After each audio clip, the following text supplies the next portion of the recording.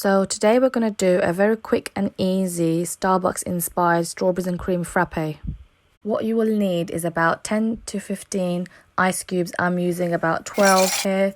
You can use as much as you like to make it more icy. What we're going to do is grab some milk and blend it together with the ice. You want to blend it together so it's blitzed well, and then we're going to go in and add 3 teaspoons of caster sugar. Next, we're going to take vanilla extract and we're going to use 1 teaspoon.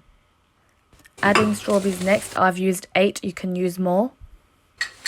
With 2 tablespoons of unsweetened strawberry jam and mixing it well so it's smooth before you put it into the blender.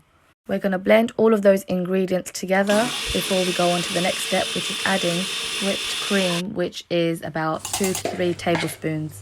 That was all I had, otherwise I would have added at least 2 more spoons. And we're going to blend that well.